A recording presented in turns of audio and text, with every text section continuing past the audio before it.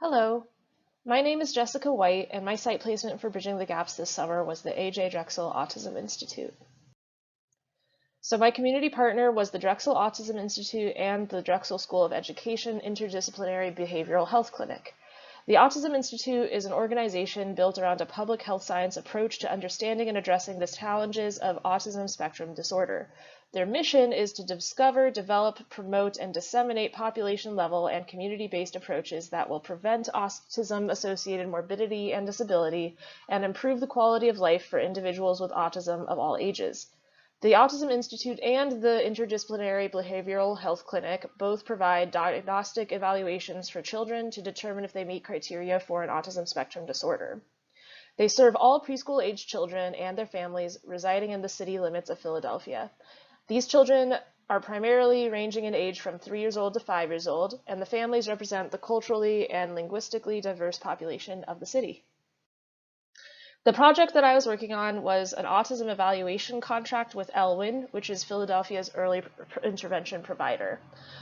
So in completion of my project, I created resources for families, including a guide for choosing a preschool, a guide to navigating intensive behavioral health services, or IBHS, and several pamphlets on feeding, toilet training, and oral health.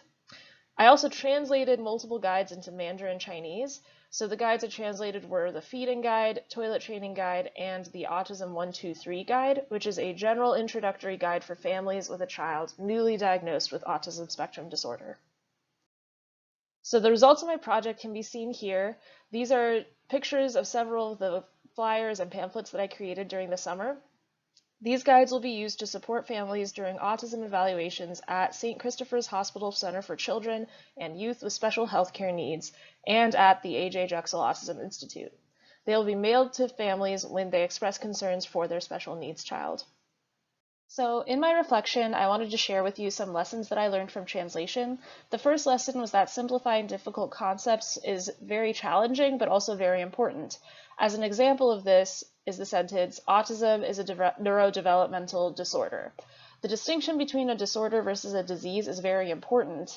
However, finding the correct translation of disorder that has the same connotations was hard because Chinese does not have a direct translation. The closest term is zhang'ai, which outside of context means obstacle. In context, though, it would make sense to a Chinese speaker as a translation for the word disorder. I also learned how to be tactful in another language. An example of this is toilet training terminology. So in the English toilet training guide, toilet trips or using the toilet are commonly used euphemisms for urination and bowel movements. In the Chinese guide, however, it's much more acceptable to use the direct words for urination and bowel movement throughout rather than using the toilet. Another example of tact in another language is the sentence, autism spectrum disorder is not caused by something a parent did or did not do. Tactful language in English involves speaking in more generalizations, like in that sentence. Tactful language in Chinese, however, is much more precise and succinct. So the Chinese translation that I ended up using was 泛自闭症障碍不是因父母的作为导致的, which would roughly translate to English as autism spectrum disorder does not develop as a result of a parent's actions.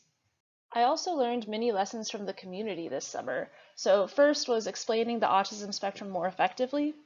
The autism spectrum is sometimes mistakenly described as a line, like the visual light spectrum, going from low functioning to high functioning. However, it's better to think of the autism spectrum as a wheel or circle because this recognizes individual strengths and weaknesses. Another lesson I learned was the distinction between autistic people versus people with autism as terms.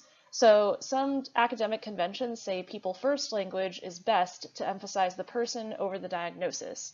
However, some members of the autism community prefer to be referred to as autistic people because autism is seen as an identity-defining feature that cannot be separated from the individual. In my work, I generally stuck with the academic conventions because my audience was the caregivers of young children with autism, who are about 3 to 5 years old. Since we did not know the individual preferences of these caregivers, my preceptor and I felt that the academic conventions would be best used for our purposes, but I felt that it was important to acknowledge that there are members of the community who do prefer to be referred to as autistic people.